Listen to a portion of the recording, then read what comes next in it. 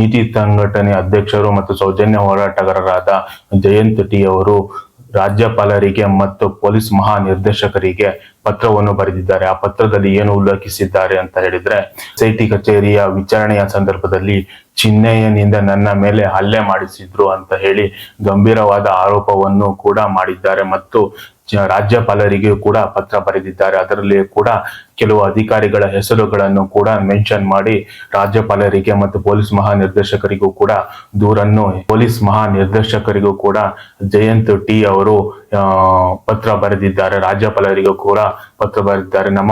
ನನ್ನ ಮೇಲೆ ಯಾವ ರೀತಿ ದೌರ್ಜನ್ಯ ಆಯ್ತು ಅಂತ ಹೇಳಿ ಪತ್ರ ಬರೆದಿದ್ದಾರೆ.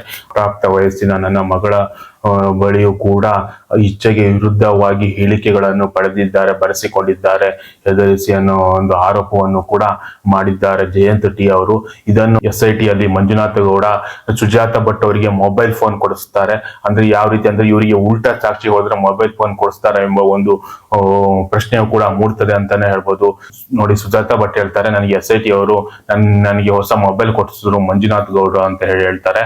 ಅದೇ ರೀತಿ ಸೌಜನ್ಯ ಹೋರಾಟಗಾರ ಜಯಂತಿ ಅವರ ಎರಡು ಮೊಬೈಲ್ಗಳನ್ನು ಕೂಡ ವಶಪಡಿಸಿಕೊಳ್ತಾರೆ. ಇದು ಯಾವ ರೀತಿಯ ಒಂದು ತನಿಖೆ ನಡೀತಿದೆ ಎಂಬ ಒಂದು ಪ್ರಶ್ನೆ ಕೂಡ ಮೂಡ್ತದೆ ಅಂತಾನೆ ಹೇಳ್ಬೋದು. ವಿಟ್ನೆಸ್ ಪ್ರೊಟೆಕ್ಷನ್ ಆಕ್ಟ್ 2018 ಅಡಿಯಲ್ಲಿ ಚಿನ್ನಯ್ಯನಿಗೆ ರಕ್ಷಣೆ ಕೊಡಬೇಕು.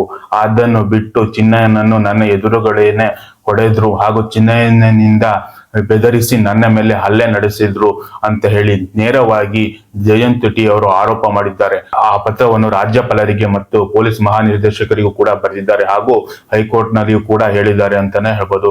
ದೂರುದಾರರನ್ನೇ ಬೆದರಿಸಿ ಅವರನ್ನೇ ಅಪರಾಧಿಗಳನ್ನಾಗಿ ಮಾಡುವಂತ ಒಂದು ಷಡ್ಯಂತ್ರ ನಡೆದಿದೆ ಎಂಬ ಒಂದು ಪ್ರಶ್ನೆಯು ಕೂಡ ಮೂಡ್ತದೆ ಅಂತಾನೆ ಹೇಳ್ಬೋದು. ಜಯಂತ್ ಟಿ ಅವರು ಸೌಜನ್ಯ ಹೋರಾಟದ ಒಂದು ಶಕ್ತಿ ಅಂತಾನೆ ಹೇಳ್ಬೋದು. RTI ಕಾರ್ಯಕರ್ತರ ಜಯಂತಿ ಅವರು ನೀತಿ ಸಂಘಟನೆ ಮೂಲಕ RTI ನಲ್ಲಿ ಯಾವ ರೀತಿ ಒಂದು ಧರ್ಮೋದ್ಯಮಿಯ RBI ಲೈಸೆನ್ಸ್ ಇಲ್ಲದ ಧರ್ಮಸ್ಥಳ ಸಂಘದ ವಿರುದ್ಧ ಎಲ್ಲಾ ದಾಖಲೆಗಳನ್ನು ಕೂಡ ಬಿಡುಗಡೆ ಮಾಡಿದ್ರು ಅಂತಾನೆ ಹೇಳ್ಬೋದು. ವಿಟ್ನೆಸ್ ಪ್ರೊಟೆಕ್ಷನ್ ಆಕ್ಟ್ 2018 ಅಡಿಯಲ್ಲಿ ಅಪರಾಧಿಗೆ ರಕ್ಷಣೆ ಕೊಡುವುದನ್ನು ಬಿಟ್ಟು ಆತನಿಗೆ ತಿಳಿಸುತ್ತಾರೆ, ಆತನಿಗೆ ಕೊಡಿಸುತ್ತಾರೆ ಮತ್ತು ದೂರುದಾರರಿಗೆ ಹೊಡೆಯಲು ಪ್ರಚೋದನೆ ನೀಡುತ್ತಾರೆ ಅಂತ ಹೇಳಿದ್ರೆ ಇದು ಕೂಡ ಒಂದು ಕಾನೂನು ಬಾಹಿರವಾದ ಒಂದು ಘಟನೆಯು ಕೂಡ ಅಂತಾನೆ ಹೇಳ್ಬೋದು. ಇದು ಜಯಂತ್ ಟಿ ಅವರು ಸೌಜನ್ಯ ಹೋರಾಟದ ಶಕ್ತಿ ಅಂತಾನೆ ಹೇಳ್ಬೋದು.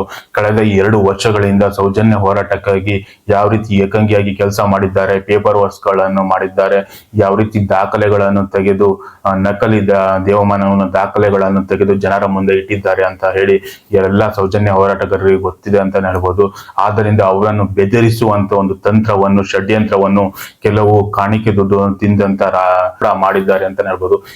ಜಯಂತ್ ಟಿ ಅವರು ಯಾಕೆ ಆವಾಗಲೇ ಹೇಳಿಲ್ಲ ಅಂತ ಹೇಳಿ, ಆವಾಗ ಹೇಳಿದ್ರೆ ತನಿಖೆ ನಡೀತಾ ಇತ್ತು. ಯಾವ ಸಂದರ್ಭದಲ್ಲಿ ತನಿಖೆ ಒಳ್ಳೆ ರೀತಿಯಲ್ಲಿ ಸಾಗುತ್ತಿರುವ ಸಂದರ್ಭದಲ್ಲಿ ಈ ರೀತಿಯ ಒಂದು ಆರೋಪಗಳನ್ನು ಮಾಡೋದು ತಪ್ಪು ಅಂತ ಹೇಳಿ ಸೌಜನ್ಯ ಹೋರಾಟಗಾರರು ಹೇಳಿಲ್ಲ.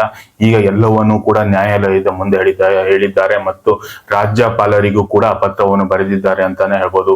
ಸೌಜನ್ಯ ಸಾಕ್ಷಿ ಕೆಂಪಮ್ಮ ಅವರು ಕೂಡ ಆರೋಪ ಮಾಡಿದ್ದಾರೆ, ಯಾವ ರೀತಿ ನಡ್ಕೊಂಡ್ರು ಕೆಲವು ಅಧಿಕಾರಿಗಳು ನನ್ನ ಬಳಿ ಅಂತ ಹೇಳಿ ಕೂಡ ಅವರು ಆರೋಪ ಮಾಡಿದ್ದಾರೆ ಕೆಂಪಮ್ಮ ಅವರು.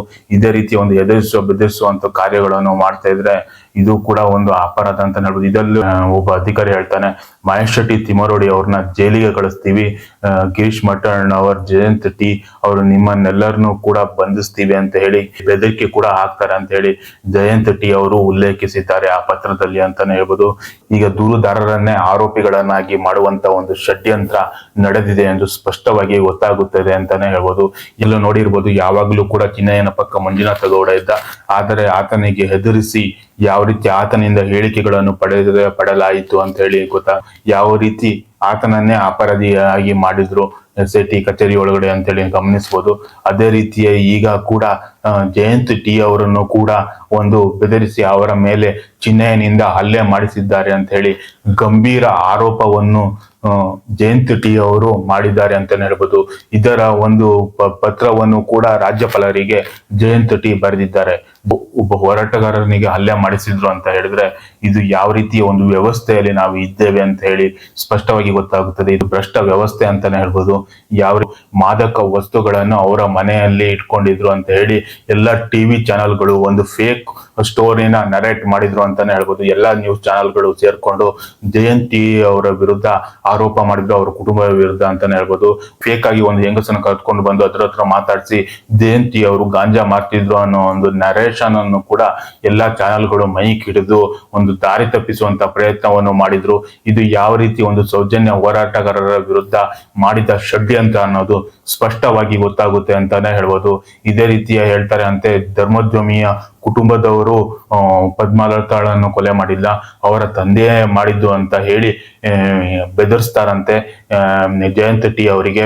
ಹಾಗೂ ನಿನ್ನನ್ನು ಹಾಗೂ ಮಹೇಶ್ ಶೆಟ್ಟಿ ತಿಮ್ಮರೋಡಿ ಅವ್ರನ್ನ ಜೈಲಿಗೆ ಹಾಕ್ತೀವಿ, ಗಿರೀಶ್ ಮಠಣ್ಣ ಅವ್ರನ್ನು ಕೂಡ ಜೈಲಿಗೆ ಹಾಕ್ತೀವಿ ಅಂತ ಹೇಳಿ ಬೆದರಿಕೆಯನ್ನು ಒಡ್ಡಿದ್ರು ಅಂತ ಹೇಳಿ ನೇರವಾಗಿ ಆರೋಪವನ್ನು ಕೂಡ ಜಯಂತ್ ಟಿ ಅವರು ಮಾಡ್ತಾರೆ ಅಂತಾನೆ ಹೇಳ್ಬೋದು. ಟಿ ಅವರು ಸೌಜನ್ಯ ಹೋರಾಟದ ಶಕ್ತಿ ಅಂತಾನೆ ಹೇಳ್ಬೋದು. ನಾವು ನೋಡಿದ್ದೀವಿ ಕಳೆದ 2 ವರ್ಷಗಳಿಂದ ಯಾವ ರೀತಿ ಸೌಜನ್ಯ ಹೋರಾಟಕ್ಕಾಗಿ ಒಂದು ದಾಖಲೆಗಳ ಮೂಲಕ ಧರ್ಮೋದ್ಯಮಿಯ ಕರ್ಮಕಾಂಡಗಳನ್ನು ಬಯಲು ಮಾಡ್ತಿದ್ದಾರೆ ಅಂತ ಹೇಳಿ ಸೌಜನ್ಯ ಹೋರಾಟಗಾರರು ಗಮನಿಸ್ತಾ ಇದ್ದಾರೆ ಅಂತಾನೆ ಹೇಳ್ಬೋದು. ಅವರು ರಾತ್ರಿ ಎನ್ನದೆ ಎಲ್ಲಾ ಕಡೆಗಳಲ್ಲಿಯೂ ಕೂಡ ಸುತ್ತಿ ಸೌಜನ್ಯ ಹೋರಾಟದ ಪರವಾಗಿ ಧರ್ಮೋದ್ಯಮಿಯ ಅನ್ಯಾಯದ ದಾಖಲೆಗಳನ್ನು ಕೂಡ ಕೂಡ RTI ಮುಖಾಂತರ ತೆಗೆದು ಎಲ್ಲಾ ಪತ್ರಗಳನ್ನು ಕೂಡ ಬರೆದು ಎಲ್ಲಾ ರೀತಿಯ ಒಂದು ಪೇಪರ್ ವರ್ಕ್ಸ್ ನ ಮಾಡೋದು ಯಾರು ಅಂತ ಹೇಳಿದ್ರೆ ಅದು ಜಯಂತ್ ಟಿ ಅಂತಾನೆ ಹೇಳ್ಬೋದು. ಜಯಂತ್ ಟಿ ಅವರನ್ನೇ ಈಗ ಅವರನ್ನು ಬೆದರಿಸಿ ಅವರಿಂದ ಒಂದು ಈ ಹೋರಾಟವನ್ನು ಕುಗ್ಗಿಸುವಂತ ಒಂದು ಷಡ್ಯಂತ್ರವನ್ನು ಈ ಧರ್ಮೋದ್ಯಮಿ ಕೆಲವರು ಎಂಜಲು ಕಾಸು ತಿಂದಂತ ಕಾಣಿಕೆ ದುಡ್ಡು ಎಂಜಲು ಕಾಸನ್ನು ತಿಂದಂತ ರಾಜಕಾರಣಿಗಳ ಒಟ್ಟಿಗೆ ಸೇರಿ ಮಾಡುತ್ತಿರುವ ಒಂದು ದೊಡ್ಡ ಷಡ್ಯಂತ್ರ ಅಂತ ಹೇಳಿ ಸ್ಪಷ್ಟವಾಗಿ ಗೊತ್ತಾಗುತ್ತೆ ಅಂತಾನೆ ಹೇಳ್ಬೋದು. ಕೂಡ ಫಾರಿನ್ ಇಂದ ಫಂಡ್ ಬಂದಿದೆ ಅನ್ನೋ ರೀತಿ ಎಲ್ಲರೂ ಕೂಡ ದೇವಸ್ಥಾನದ ವಿರುದ್ಧ ಷಡ್ಯಂತ್ರ ಮಾಡ್ತಾ ಇದ್ದಾರೆ ಅಂತ ಲೆಫ್ಟ್ ಇಟ್ಟು ರೈಟ್ ಇಷ್ಟು ಅಂತ ಹೇಳಿ ಎಲ್ಲರೂ ದೊಡ್ಡ ದೊಡ್ಡ ಮಾತುಗಳನ್ನು ಆಡಿದ್ರು. ಆದ್ರೂ ಕೂಡ ಯಾವುದೇ ಒಂದು ದಾಖಲೆಯು ಕೂಡ ಇದುವರೆಗೂ ಸಿಕ್ಕಿಲ್ಲ ಅಂತಾನೆ ಹೇಳ್ಬೋದು. ಟಿವಿ ರಂಗನಾಥ್ ಕೂಡ ಮಹಿಳಾ ಆಯೋಗದ ಅಧ್ಯಕ್ಷರಿಗೆ ಲೆಫ್ಟಿಸ್ಟ್ ಅನ್ನೋ ರೀತಿ ಮಾತಾಡ್ತಾರೆ ಅಂತ ಹೇಳಿದ್ರೆ ಇವರ ಬಾಯಲ್ಲಿ ಯಾವ ರೀತಿ ಒಂದು ಕಾಣಿಕೆ ದುಡ್ಡನ್ನು ತಿಂದ ಒಂದು ನಾಲಿಗೆ ಯಾವ ರೀತಿ ಬೇಕಾದ್ರೂ ತಿರುಗುತ್ತೆ ಅಂತ ಹೇಳಿ ಸ್ಪಷ್ಟವಾಗಿ ಗೊತ್ತಾಗುತ್ತೆ ಅಂತಾನೆ ಹೇಳ್ಬೋದು. ಮತ್ತೆ ರಂಗನಾಥ್ ಭಾರದ್ವಾಜ್ ಈಗ ಧರ್ಮಸ್ಥಳಕ್ಕೆ ಹೋಗೋದು, ಅಲ್ಲಿ ಮೋಕ್ಷ ಸಿಕ್ಕುತ್ತಂತ ಹೋಗಿ ಬಂಗ್ಲೆಗೂಡದಲ್ಲಿ ಸಾಯೋದಂತೆ.